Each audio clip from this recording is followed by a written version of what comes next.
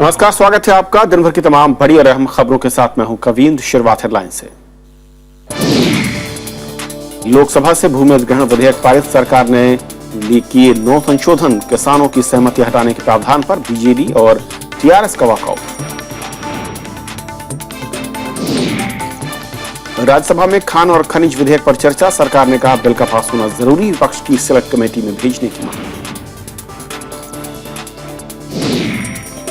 प्रधानमंत्री नरेंद्र मोदी 3 देशों की यात्रा पर सेशेल्स रवाना, 13 मार्च को श्रीलंका के प्रधानमंत्री से मुलाकात, सुरक्षा और विकास के लिए बेहतर रिश्ते बनाने पर जोर। आम आदमी पार्टी के बड़े नेताओं का आरोप, योगेंद्र और प्रशांत दिल्ली में पार्टी को चाहते थे हराना, राष्ट्रीय परिषद करेगी आखिरी फैसला। भारत ने आयरलैंड को 8 विकेट से हराया, शिखर धवन का शानदार शतक, विश्व कप मुकाबलों में लगातार नवी जीत।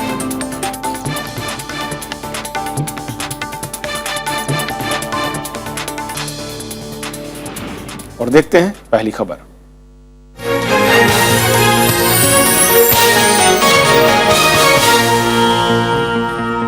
लोकसभा से भूमि अधिग्रहण विधेयक आज पारित हो गया। चर्चा के बाद सरकार की तरफ से पेश सभी 9 संशोधनों को मंजूरी मिल गई। हालांकि विपक्ष ने कई संशोधन रखे थे, लेकिन वो सभी गिर गए और सरकार ने लोकसभा से जो अध्यादेश था उसकी जगह पर अब भूमि अधिग्रहण संशोधन बिल है उसे पारित करा दिया है।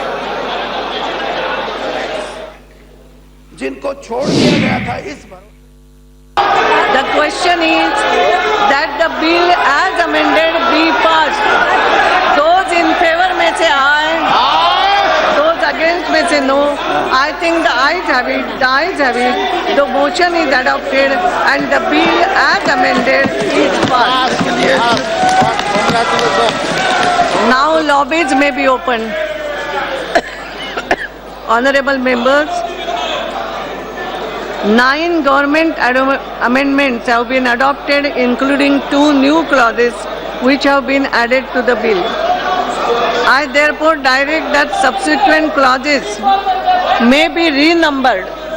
Mr. Minister, the subsequent clauses may be renumbered accordingly and consequential changes wherever required may be made. और इस बिल के पारित होने से पहले चर्चा के दौरान अलग अलग सदस्यों ने क्या कहा, ये भी सुनिए। किसान चाहता था कि ये 2 मूल तत्व इस संशोधन में रहे, लेकिन आपने किनकी आवाज सुनी? आपने सुनी बड़े उद्योगपति की, आपने सुनी वो बड़े पूंजीपतियों की जो कॉर्पोरेट बोर्डरूम में बात करते हैं और जो कहते हैं कि लैंड एक्विजिशन में बहुत समय लग रहा है, कंसेंट के कारण बहुत समय लग रहा है, सोशल इंपैक्ट असेसमेंट के लिए प्रोजेक्ट बहुत एक्सपेंसिव हो गए। आज उन कॉर्पोरेट बोर्डरूम की आवाज आज संसद के इस मंदिर में सुनाई दे रही है। ये इससे ज्यादा शर्मनाक बात नहीं हो सकती। Sir, have you circulated this draft to the stakeholder? Have you consulted the people who are going to get affected? Have you consulted the political parties? India means 1.2 million people. We have always been billion people. We have always been talking about the kisan, the poor kisan. The bill is so complicated that he will take some time to understand the bill. किसानां ਨੂੰ ਆਪਣਾ ਗਿਲਾ ਸ਼ਿਕਵੇ ਦੂਰ ਕਰਨ ਵਾਸਤੇ ਅਦਾਲਤਾਂ ਵਿੱਚ ਜਾਣ ਦੇ ਹੱਕਾਂ ਤੋਂ ਵਾਂਝਾ ਨਹੀਂ ਕੀਤਾ ਜਾਣਾ ਚਾਹੀਦਾ।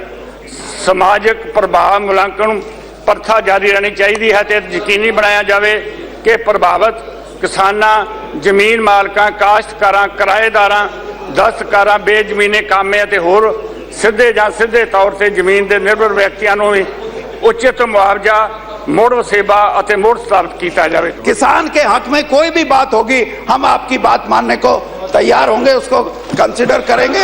और इसलिए सभी सदस्यों को मैंने ये कहा है और मैं ये भी बात समझता हूँ कि इसके साथ साथ अगर तरक्की करनी है, तरक्की का मतलब ये नहीं कि फैक्ट्रियां ज्यादा लग जाएं।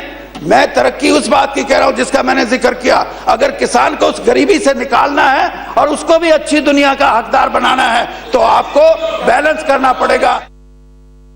उधर राज्यसभा में आज खान और खनिज विकास नियमन संशोधन विधेयक 2015 पर चर्चा हुई और इस विधेयक को सिलेक्ट कमेटी में भेजने पर सरकार और विपक्ष के बीच कल चर्चा होगी। बुधवार को इस विधेयक को सिलेक्ट कमेटी में भेजने के बारे में आगे की चर्चा की उम्मीद है। सरकार ने कहा है कि इस विधेयक को पास कराना जरूरी है क्योंकि विधेयक पर लाए गए अध्यादेश की मियाद जल्द ही इसी महीने के आखिर में खत्म हो रही है और सरकार की दलील थी कि बिल पारित न होने की सूरत में खानों की नीलामी से राज्यों को होने वाली आय रुक सकती है। वहीं दूसरी तरफ हजारों की संख्या में मजदूरों के रोजगार पर भी असर पड़ सकता है। लेकिन विपक्ष ने बिल को जल्दबाजी में पारित करने की बजाय इसे सिलेक्ट कमेटी में भेजने की मांग की। इस विधेयक को लोकसभा से 3 मार्च को पहले ही मंजूरी मिल चुकी है। और जानकारी के साथ विशाल दहिया हमारे साथ हैं। विशाल, काफी पेचीदा मामला रहा मैं कहूं इस विधेयक को लेकर और जो चर्चा है वो अब कल होगी। क्या आगे का रास्ता दिख रहा है और क्या इसमें टेक्निकलिटीज हैं इस वक्त? जी बिल्कुल, काफी पेचीदा रहा कविंद्र, और सीधे तौर पर सरकार को आज एक मजबूत और संगठित विपक्ष का सामना करना पड़ा। सरकार के लिए चिंता की बात यह रहेगी कि शायद इस बिल को सरकार जहां तक सेलेक्ट कमेटी में भेजने की बात है, शाम होते होते लगभग 5 घंटे तक बहस चली। 3 बार जो कार्रवाई है उसमें व्यवधान भी पड़ा। 3 बार हाउस को पहले 10 मिनट के लिए, एक बार 15 मिनट के लिए और एक बार आधे घंटे के लिए स्थगित भी करना पड़ा।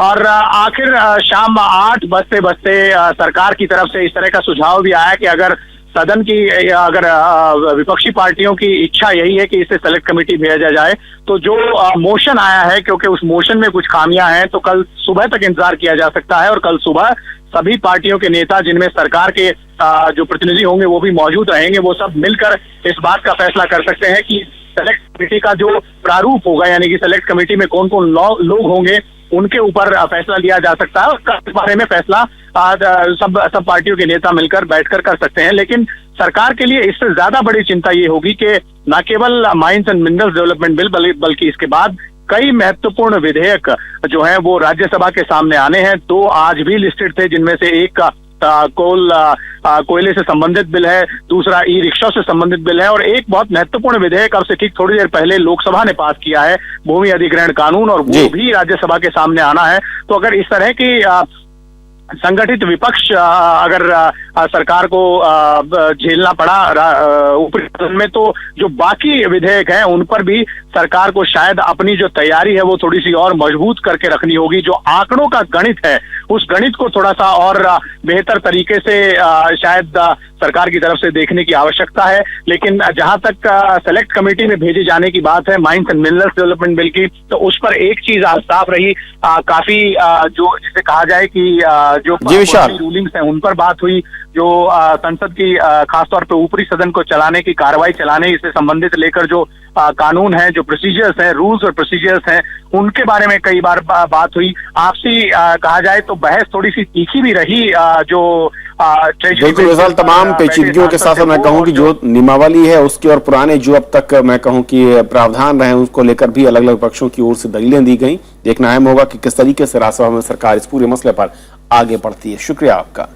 उधर प्रधानमंत्री नरेंद्र मोदी ने सेशल्स, मॉरिशस और श्रीलंका से बेहतर रिश्तों पर जोर दिया है। हिंद महासागर क्षेत्र की यात्रा पर रवाना होने से पहले एक बयान में उन्होंने इन देशों के साथ रिश्तों को सुरक्षा और विकास के लिए जरूरी बताया। प्रधानमंत्री के आज देर रात सेशल्स की राजधानी पोर्ट विक्टोरिया पहुंचने की उम्मीद है। 3 देशों की यात्रा के तहत प्रधानमंत्री नरेंद्र मोदी सेशल्स के बाद मॉरिशस और फिर श्रीलंका जाएंगे। इन देशों के साथ अलग अलग क्षेत्रों में समझौते होने हैं।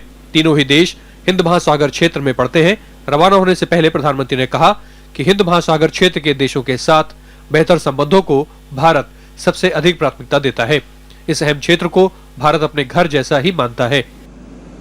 प्रधानमंत्री मॉरिशस और श्रीलंका की संसद को भी संबोधित करेंगे। विदेश सचिव एस जयशंकर के मुताबिक इन देशों के साथ भारत समुद्री व्यापार और सुरक्षा तंत्र मजबूत करने की योजना बना रहा है। I did mention to you the blue economy area and the fact that with all of them we have different levels of security cooperation. प्रधानमंत्री नरेंद्र मोदी श्रीलंका के पुनर्निर्माण में सहयोग की घोषणा भी करेंगे।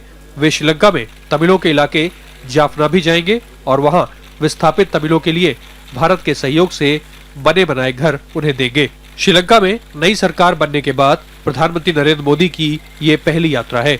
श्रीलंका के राष्ट्रपति मैत्रीपाला सिरिसेना भारत का दौरा कर चुके हैं। अखिलेश सुमन, राज्यसभा टीवी।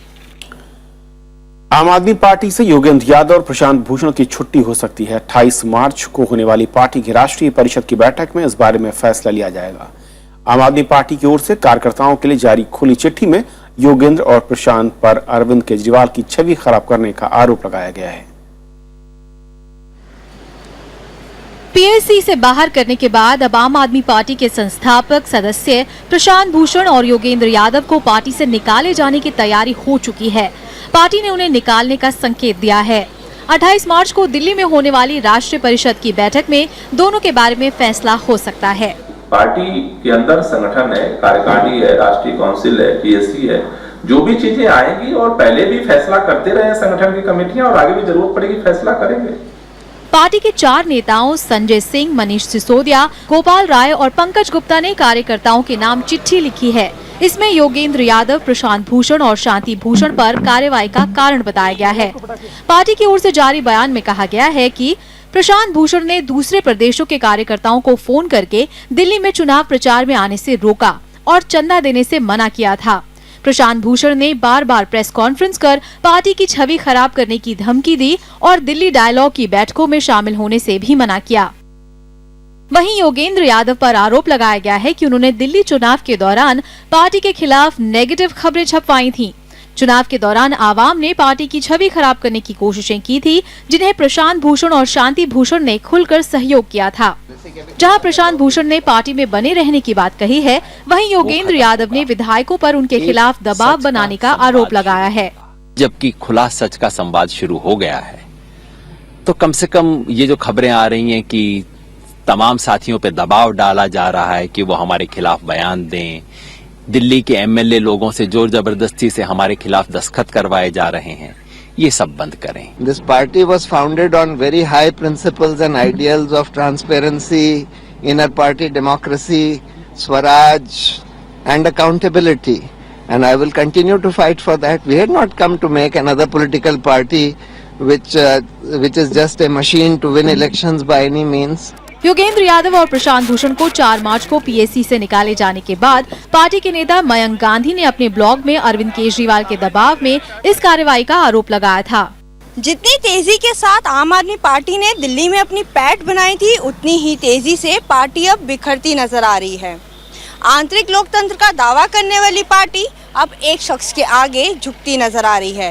कैमरा पर्सन प्रेम के साथ अनु दीवान, राज्यसभा टीवी, दिल्ली। तो खबरों के सफर में इतना ही। नमस्कार।